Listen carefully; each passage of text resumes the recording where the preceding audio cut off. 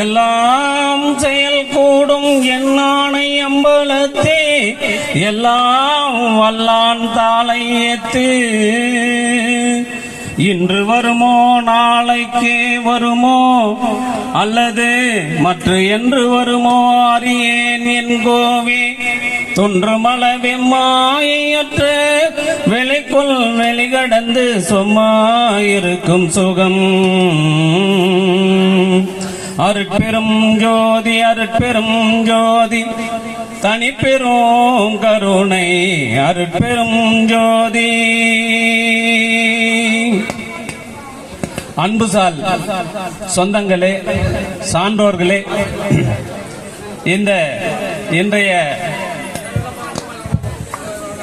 நாள் புனிதமான நாள், பொன்னேட்டிலே பதிக்க வேண்டிய உன்னதமான நாள். இந்த நன்னாளில் பணி நிறைவு பாராட்டு விழா மற்றும் 60ஆம் ஆண்டு நிறைவு மணி விழா கொண்டாடி கொண்டிருக்கின்ற என்னுடைய அருமை சம்பந்தி அத்தான் அவர்களே, அன்பு சகோதரி சாந்தி அவர்களே, இந்த விழாவை வள்ளலார் முறைப்படி நடாத்தி கொடுத்த வடலூர் வாழும் வள்ளலார் மற்றும் நாங்க வேன்ல விட்டு இறங்கின உடனே இங்க எங்க தைப்பூசம் நடக்குதுன்னு பாக்குறோம். காரணம் என்னன்னு கேட்டீங்கன்னா, ஒவ்வொரு தைப்பூசத்திலையும் அந்த வர்ணனையும் யாராவது பிள்ளைகள் தொலைத்திருந்தாலோ பொருள்களை விட்டு இருந்தாலோ அங்க கேட்கின்ற குரல் நம்முடைய சொந்தக்காரர், அந்த குரலுக்கும் சொந்தக்காரர் ஐயா கிருஷ்ணமூர்த்தி ஐயா அவருடைய குரல் இங்க கேட்கிறதே என்று நினைத்தோம். இது தைப்பூசமாக மாற்றி இருக்கிறது.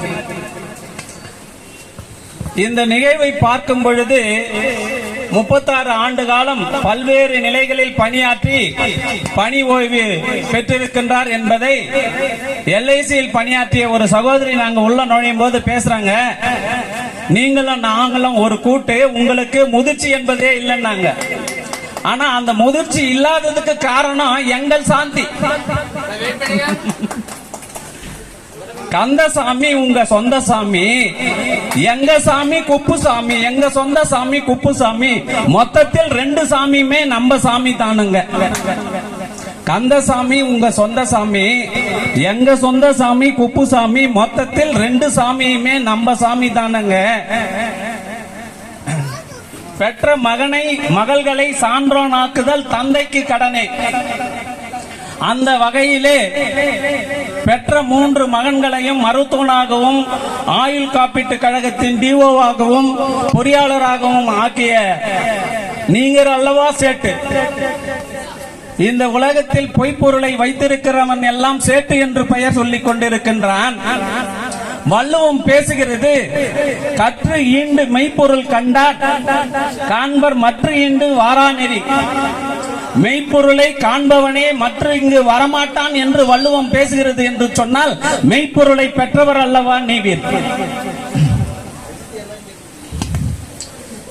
இந்த 60வது கல்யாணம் என்பது பெரும்பாலும் திருக்கடையூரிலே நடைபெறும். காரணம் என்னவென்று சொன்னால், அங்கே இருக்கின்ற மார்கண்டையன் தன்னுடைய ஆயுளை நீடிக்க பெற்றான் என்பதற்காக திருக்கடையூரிலே நடைபெறும்.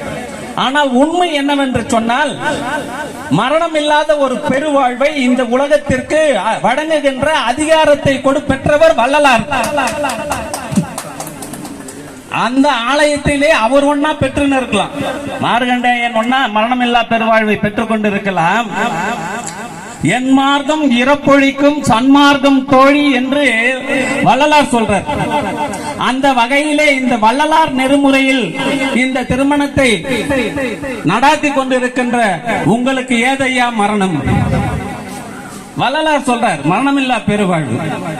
இந்த பெரும்பாலும் இந்த 60வது கல்யாணத்தினுடைய சடங்கே என்ன என்று பார்ப்போமே ஆனால், 60 ஆண்டுகள் இந்த உலகியல் வாழ்க்கையிலே உடற்காகவும் உறவினருக்காகவும் உழைத்து ஓய்வு பெறுகின்ற பொழுது இந்த தேகம் இன்றையிலிருந்து சுத்த தேகமாக மாறி உள்ளே உங்களுக்குள்ளே இருக்கின்ற அந்த ஆன்மாவுக்கு, அந்த ஜீவனுக்கு நீங்கள் காரணியமாக இனி வரும் காலங்களில் வாழ வேண்டும் என்பதற்காக தான் இந்த மணி விழாவை நடாத்தி கொண்டிருக்கின்றார்கள். அந்த வகையிலே வள்ளல் பெருமான் அருட்பெரும் ஜோதி அருட்பெரும் ஜோதி அருட்பெரும் ஜோதி அருட்பெரும் ஜோதி என்று அகவலை தொடங்குகின்றார். ஐயா அவர்கள் கட்டக்குடியில் பிறந்து கல்லூரியில் பயின்று எதிர்காலத்திலே வயது முதிர்ந்தவர்களுக்கு பெண்ணும் காப்பாற்றாது, சன்னும் காப்பாற்றாது, பென்ஷன் தான் காப்பாற்றும் என்று சொல்லி, நீங்கள் அரசு ஊழியர்களாக இருந்தால் பென்ஷன் வாங்கலாம், இல்லையே என்றால் கவலைப்படாதீர்கள், எங்களிடம் வாருங்கள், ஆயுள் காப்பீட்டு கழகத்தில் நாங்கள் தருகிறோம் பென்ஷன் என்று சொல்லி உலகத்து உயிர்களை எல்லாம் வாழ வைத்துக் கொண்டிருக்கின்றார் என்று சொன்னால் அது மிகையாகாது இல்லையா? கற்று ஈண்டு மெய்ப்பொருள் காண்பார் வாரார் மற்ற இங்கு வராத நெறியை காண்பார் என்று வள்ளுவம் பேசுகிறது. மெய்ப்பொருளை கண்டவரே வரமாட்டார் என்றால் மெய்ப்பொருளை பெற்றவர் அல்லவா நீவீர், நீவீர் அல்லவா சேட்டு. பெற்ற மகனை மருத்துவனாக மாற்றியதோடு மட்டுமல்லாமல் மருமகளையும் மருத்துவனாகவே பெற்று, அப்படியும் எப்படிப்பட்ட மருமகளை பெற்றார் நம்ம சாந்தி அவர்கள் என்று பார்ப்போமே. ஆனால் பாதகம் செய்வாரை கண்டால் பயம் கொள்ளலாகாது பாப்பா, உங்களுக்கு பாதகம் செய்வார்களை கொண்டால் பயம் கொள்ளலாகாது பாப்பா, மோதி மிதித்து விடு பாப்பா, அவர் முகத்தில் உமிழ்ந்து விடு பாப்பா என்று சொல்கின்ற பாரதியை அல்லவா நீ மருமகளாக பெற்றீர். நீர் அல்லவோ உண்மையில் சாந்தி. எத்தனையோ கோடி பொருள்களை வைத்திருக்கின்றவன் எல்லாம் இன்று சாந்தியை தேடி அலைந்து கொண்டிருக்கின்றான். அங்கு போனால் சாந்தி கிடைக்குமா, இங்கு போனால் சாந்தி கிடைக்குமா, மேலை நாடுகளுக்கு சென்றால் சாந்தி கிடைக்குமா என்று உலகமே அலைந்து கொண்டிருக்கின்ற பொழுது, ஐயா சேட்டு உங்கள் கையில் அல்லவா அந்த சாந்தி இருக்கின்றது, பொறாமையாக அல்லவா எங்களுக்கும் இருக்கின்றது. இந்த நிலையிலே மகனை மட்டுமல்ல, மருமகளை மட்டுமல்ல, மருமகனையும் மருத்துவனாகவே பெற்ற நீவீர் அல்லவா சேட்டு. மகனை மட்டுமல்ல, மருமகளை மட்டுமல்ல, மருமகனையும் மருத்துவனாகவே பெற்ற நீவீர் அல்லவா சேட்டு. நாங்கெல்லாம் தேடிட்டு அலைஞ்சிட்டு இருக்கீங்க, கிடைக்கல. கருணை வரல, வள்ளலாருக்கு இன்னும் கருணை வரல, உங்களுக்கு கருணை இல்லவா வந்திருக்கிறது. இந்த 60ஆம் கல்யாணம் என்னும் நிகழ்ச்சி நடத்துவது எதற்காக என்று சொன்னால், சமுதாயத்திலே உறவினர்களே அவர் பெரிதாக வளர்ந்திருந்தாலும் கூட பிள்ளைகள் எல்லாம் அவர் பேச்சை கேட்பதில்லை என்ற ஒரு குறைபாடு இருக்கின்றது. அந்த குறைபாடை இதுவல்லவா நீக்குகின்றது. நாங்கள் அப்படிப்பட்ட குடும்பம் அல்ல எங்கள் குடும்பம். எங்கள் குடும்பம் சமுதாயத்திற்கே ஒரு முன்மாதிரியான குடும்பம். எங்கள் பிள்ளைகள், இன்றைக்கு பிள்ளைகள் உங்களுக்கு திருமணத்தை செய்து வைக்கின்றார்கள், நாளைக்கு அவருடைய பிள்ளைகள் அவர்களுக்கு இதை செய்ய வேண்டும் என்பதற்கு காட்டுகின்ற முன் உதாரணமாக நான் இதை கருதுகின்றேன். எங்கள் குடும்பத்தில் எந்த பிரச்சனையும் இல்லை, எங்கள் பிள்ளைகள் எங்களை வைத்துக் கொண்டிருக்கின்றார்கள். அதாவது கண்ணதாசன் சொல்கின்றான் ஒரு பாடலிலே, பிறப்பினால் வருவது யாதென்று கேட்டேன் பிறந்து பார் என்றான், இறப்பினால் வருவது யாதென்று கேட்டேன் இறந்து பார் என்றான், மனையால் சுகம் என்ன, மனையால் சுகம் என்றால் என்னவென்று கேட்டேன் மணந்து பார் என்றான், அனுபவித்தே அறிவதுதான் வாழ்க்கை என்றால் இறைவா நீ எதற்கு என்று கேட்டேன், சற்றே இறங்கி வந்து அந்த அனுபவமே நான் தான் என்று சொன்னான் என்று கண்ணதாசன் பதிய வைக்கின்றான். எப்படி எங்கிருந்து இதை எடுத்தான் என்று சொன்னால், எங்கள் வள்ளலார் சொல்கின்றார், சித்தி என்பது நிலை 300 சாதனம், முத்தி என்பது நிலை 300 சாதனம், சித்தி என்பது நிறை சேர்ந்த அனுபவம் என்று சொல்கின்றார். ஐயா, இந்த 60 ஆண்டுகளிலே நீங்கள் பெற்ற அனுபவங்களை எல்லாம் எங்களுக்கு வழங்க வேண்டும்.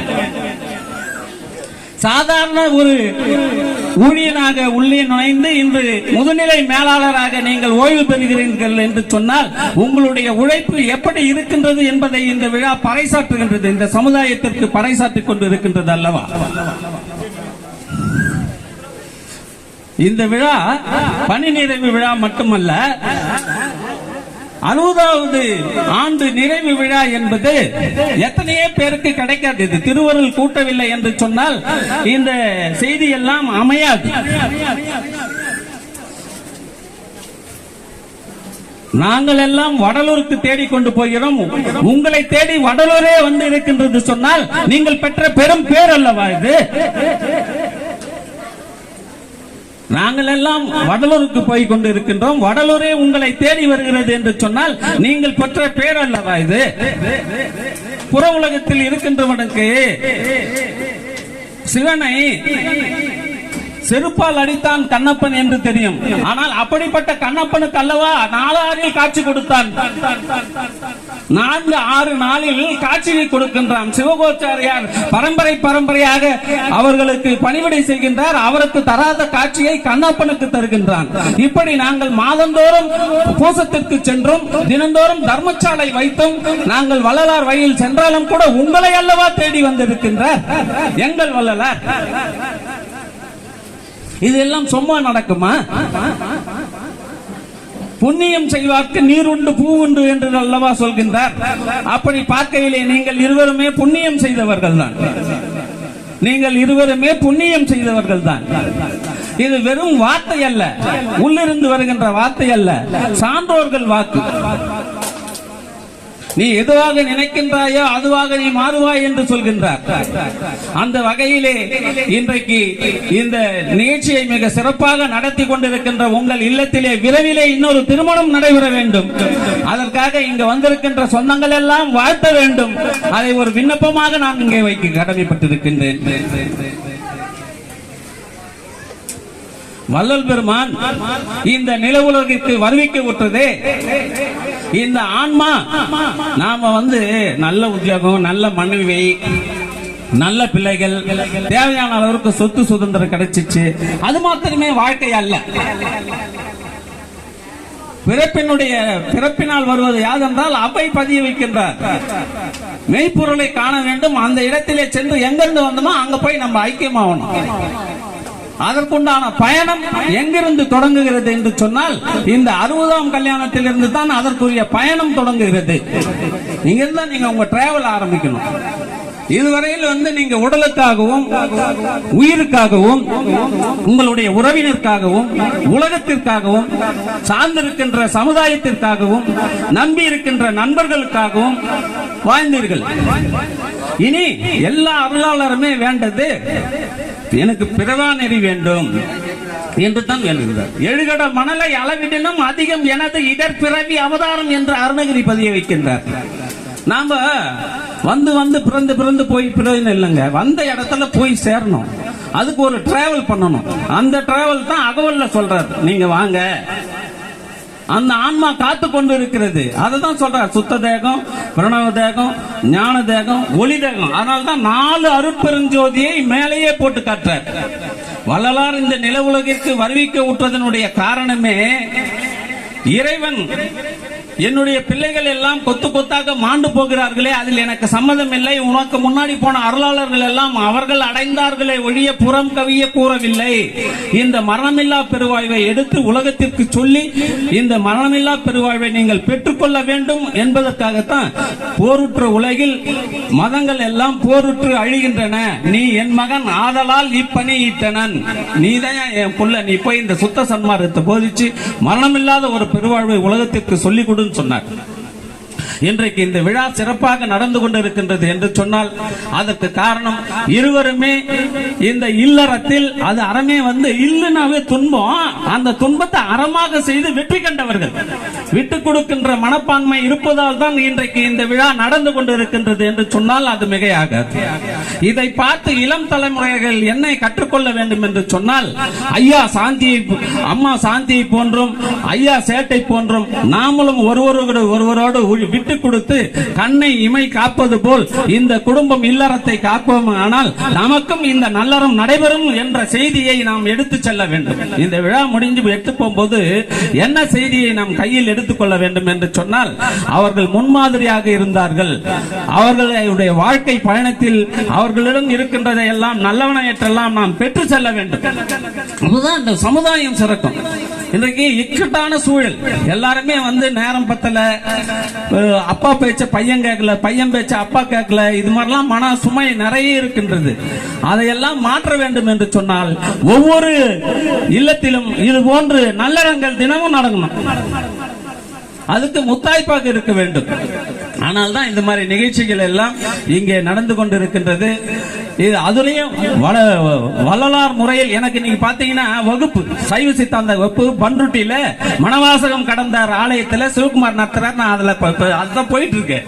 இருந்தாலும் வள்ளலார் முறையில் திருமணம் நடத்தி கொள்கிறார். இரண்டாவது எங்க அத்தா அந்த திருமணத்துல நம்ம போலனா எப்படி இருக்கும்? நான் ஏன்னா அவர் கல்யாணத்துக்கு முன்னாடி எனக்கு நண்பர் இல்ல, எங்க மகள் திருமணத்துக்கு பிறகு எங்க சம்பந்தி ஆயிட்டாரு. அந்த கல்யாணத்தை நான் பார்க்கணும் இல்லையா? அதுவும் சாதாரணமான ஆளா அவரு எப்பேற்பட்டவர் என்று சொன்னால் நாடு போற்றும் காமராசரை பெற்றிருக்கின்றார். நாடு போற்றும் காமராசரையும் நல் தமிழ் உலகம் பேசும் இளங்கோவையும் அல்லவா நீ தம்பியாக பெற்றிருக்கின்றீர். யாருக்கு அமையும் இது? நல்லா யோசனை பண்ணி பாருங்க. அண்ணன் சேட்டு, தம்பி காமராசு, தம்பி இளங்கோ அப்படின்னா என்னங்க? மகள் குரல்மொழி, பையன் மெய்ப்பொருள், அம்பேத்கர், நாடுக்கே சட்டம் வகுத்து கொடுத்த அம்பேத்கர். எப்பேற்பட்ட குடும்பம், முன்மாதிரியான குடும்பம் இல்லையா அது?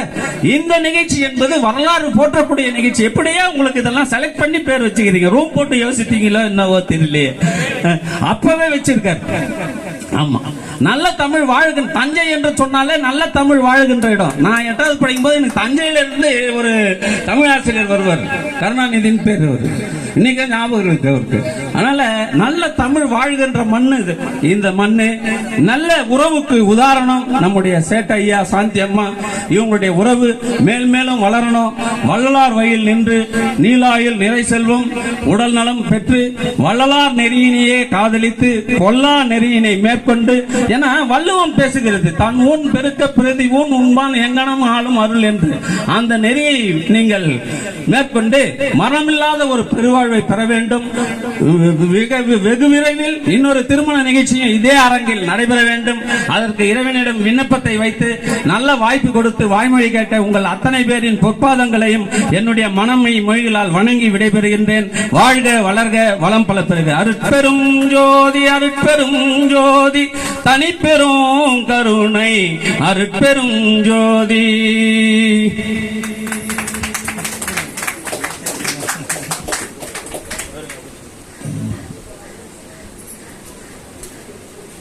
அப்பா ஒரு நிமிடம் அப்பா.